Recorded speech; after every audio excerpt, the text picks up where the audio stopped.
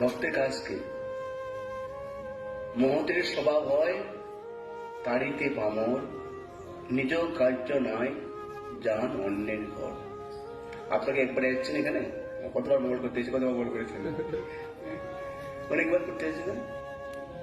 কারণ বিষয় থেকে বের হওয়া যে কত কঠিন আপনারা জানেন, আমিও জানি, কঠিন নয়। সেখানে বের করে আনা, এটা কি করুণা নয়? অনেক অনেক করুণা। আপনার কেমন লাগলো এখানে আছে? ভালো লেগেছে? প্রসাদ? আরে তাহলে কি ভালো লাগে আপনাদের জন্য, ওনার জন্য?